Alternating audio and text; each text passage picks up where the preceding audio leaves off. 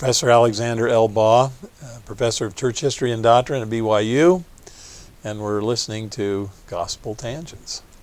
Violin music by Becca Greenouch. Welcome to Gospel Tangents, the best source for Mormon history, science, and theology. I'm Rick Bennett.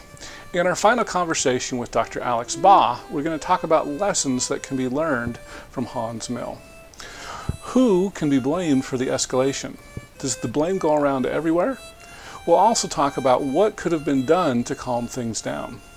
We'll also talk about Porter Rockwell and the attempted assassination of Governor Baugh. It's going to be a very interesting conversation. I hope you check it out. And so I just don't know what I would have done.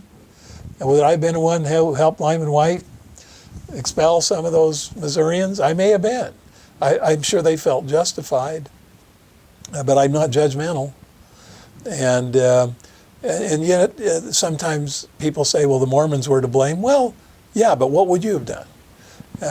You had these rights violated. You tried to live your religion, and yet people are really against you. So the governor will help you. Yeah, and you can't blame them in any sense of the word, I guess. And that means at the same time, Mormons did some things I'm not proud of, but I don't know if I wouldn't have done that myself.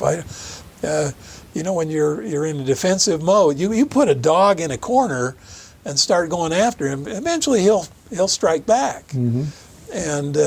And were they justified? Well, Section 134 of the Doctrine and Covenants says that if you I could read it.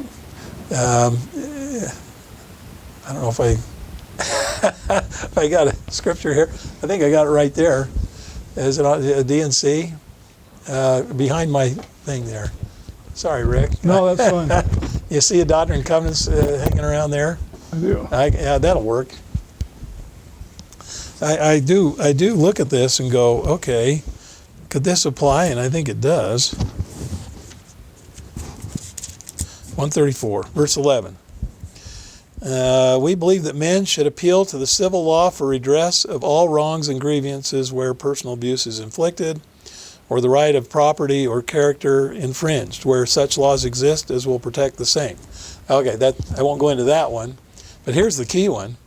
But we believe that all men are justified in defending themselves, their friends and property, and the government from the unlawful assaults and encroachments of all persons in times of exigency, where immediate appeal cannot be made to the laws and relief afforded. In other words, if the government's not going to come through for you, you have every right to defend yourself. I mean, crying out loud.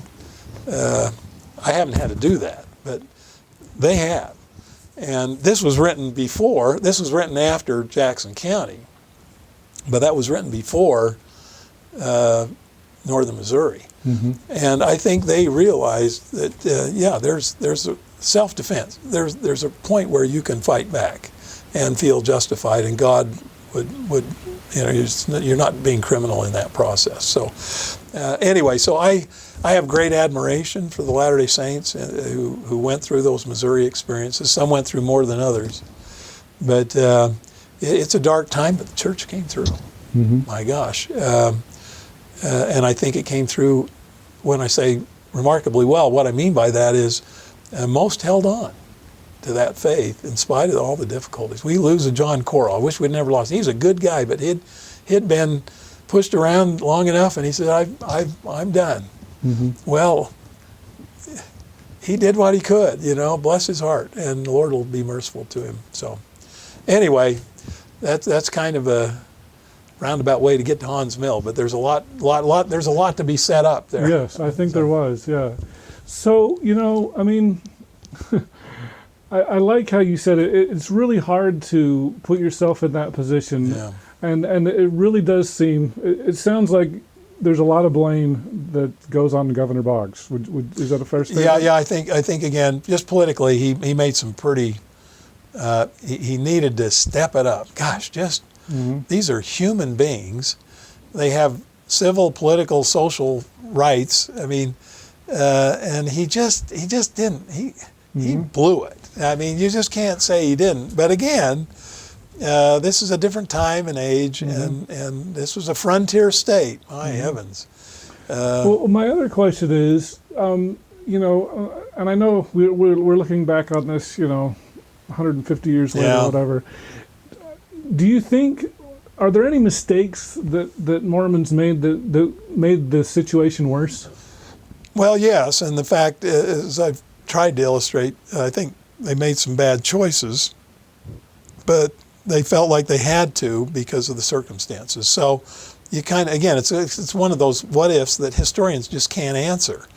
But I think the Mormons used amazing restraint. I think Joseph wants to conform to law, but if that law is not going to help you, you're going to have to take some aggressive action. And should they have ever expelled the dissenters? Well, no. But what options did they feel they had? They didn't. If they continue to have an influence in Far West, what's going to happen? So we had the external Gentile conflict, and then we had the internal problems as well. I mean, it was just two bad things at the same time. So, like I say, I think the Mormons tried to use amazing restraint. And anybody who says the Mormons were the worst of the two, they're wrong. I would say if you wanted to maybe put a culpability factor, I would have probably said 80% of the problems was caused by the Missourians. I mean, they're the ones picking on us. Just leave us alone. At the same time, did we do some things we shouldn't have done? Yeah, maybe 20%. Yeah, I wish we wouldn't have. I wish Lyman White wouldn't have gone after those guys up there in Daviess County, but again, they had been picked on, and that. But had they not done that, there would have been no expulsion from the county to go over to Livingston by the ones who were expelled, and they would not have come against Hawn's Mills. So, bad choice, bad decision. Oh yeah, probably so. But gosh, they did what they felt like they had to do at the time, and may not have been the right thing, but what else could they have done? I don't know. They've been appealing, they've been trying to conform to law, and nobody was coming to their help. So you can kind of defend yourself, sounds like. I'm glad I didn't live at that time, but I may have been, if I could say, done everything that we've talked about. I don't know. I don't know. I'm more of a, I'm a dove. Lyman White's a war hawk. I mean, he's a War of 1812 guy. You go after him, man. They come after us.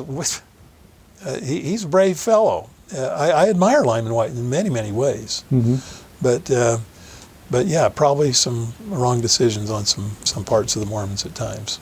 All right. So, well, I want to just finish up with one last question, and that would be with Governor Boggs. There was an assassination attempt on his life. Yeah. And a lot of people want to pin that on Porter Rockwell. Yeah, probably was. Probably was? Yeah, he was there.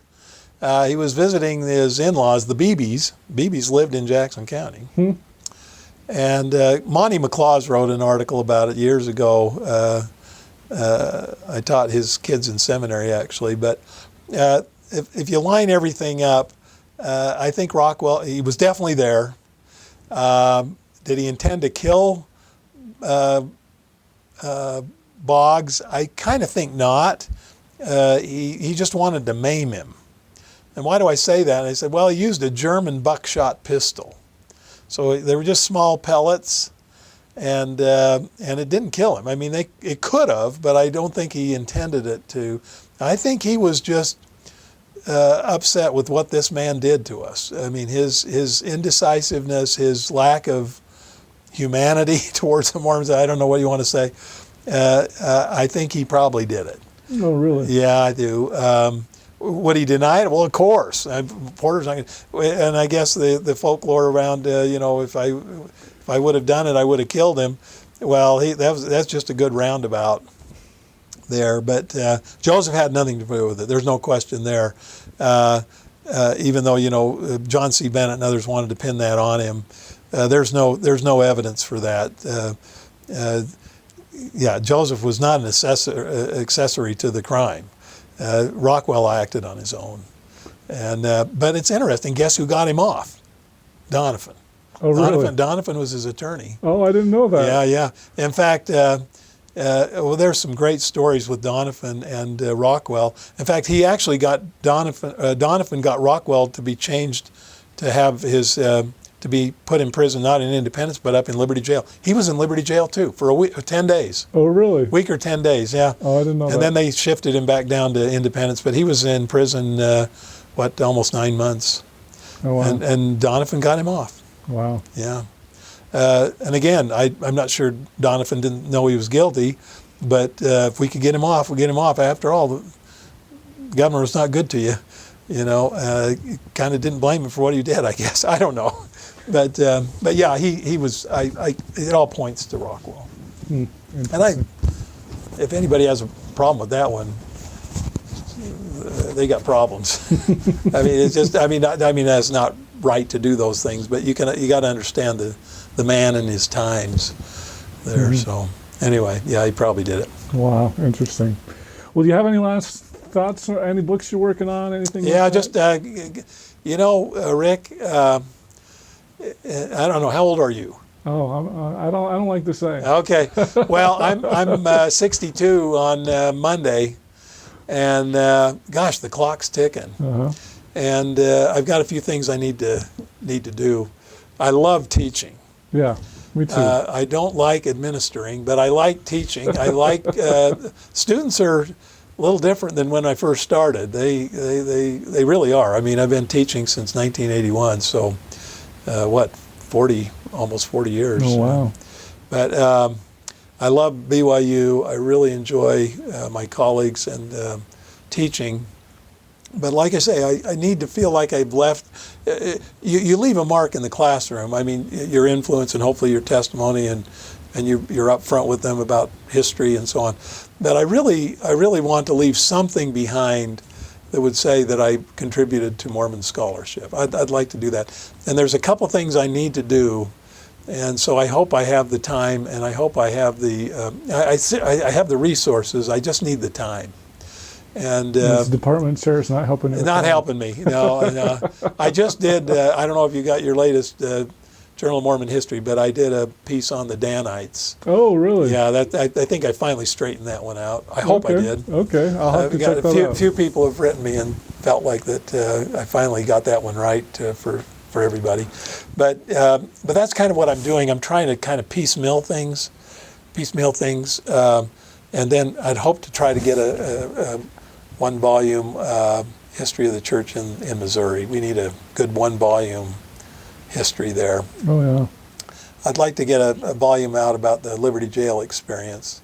So a couple of those major books. Are you going to have to retire to do this? I don't know. Depends on how. I got to pay off my house, so I'm not. Can't retire. Can't retire in the next little bit. You can retire now at any time, but I'll probably go to at least 67, maybe a little longer, but not too much. I feel like I need to move over at some point in time. I mean, give some other young man or young woman a chance to teach at BYU. We don't want to. We're so all indispensable. All of us are indispensable. And for us to think, if I leave, no. It's the old hand in the water. You stick it in, and you're no different. You know what I mean? Mm-hmm. And so I hope that there's a great poem on that called "The Indispensable Man." I know there's people who can do things better than I and will, but I'd hope that I can at least make my mark in the historical community with the Latter-day Saints and feel like I contributed to an understanding of our history, but most of all to an appreciation of what these saints went through, and that I too lived by faith and did what I was supposed to do, and I hope I can do that. So it's been a wonderful life. But I'm not done yet, and I hope I can have a few more years. I do intend, even after retirement, to continue to be active in the historical community. Some do, some don't, and that's okay. We get tired, right? Mm-hmm. But I hope I can continue to make a difference in some way. And I'm not trying to be an all-star lineup. Just do my part, do what I feel I can do best, and and hopefully people appreciate what I tried to do. So. Well, great. Well, Dr. Alex Baugh, I really appreciate your time here on Gospel Tangents. Thank you, Rick. Nice to be with you. I hope you enjoyed our conversation with BYU Church History Professor Dr. Alex Baugh. Alex, I really appreciate you spending so much time talking with us and telling us more about Missouri. So it's been a fantastic conversation, even though the subject isn't always the brightest. But I really appreciate everything you've told us about. So thanks again, Alex. I appreciate it. In our next conversation, I'd like to introduce a non-Mormon polygamy expert. His name is Dr. Larry Foster, and he teaches at Georgia Tech.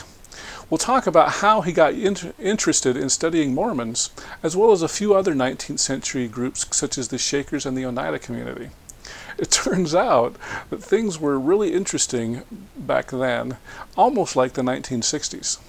I wondered if there was any other period when things were as turbulent and how they had handled them. And I discovered there was a period that was very similar to the 1960s. Surprisingly, it was before the American Civil War, in the 1830s and 1840s, and especially in New York State. New York State was sort of the California of that period. Almost anything you could find in present-day California, you could find in New York State in the 1830s and 40s. It has a hotbed of all sorts of religious and political and social experimentation. If you'd like to hear the entire interview uncut, please support Gospel Tangents and become a subscriber. For just $5 a month, go to patreon.com/gospeltangents and you can hear the entire interview. And you can also get transcripts available at either our Amazon website, or if you want to give the money to me and not Amazon, please subscribe on my website at gospeltangents.com and you can click the yellow subscribe button. Of course, we're also on Facebook, Twitter, and all the other places. Make sure you subscribe on iTunes at tinyurl.com/gospeltangents. And don't forget to click here to subscribe on YouTube, here for a transcript, and over here we've got some more of our great videos. Thanks again for listening.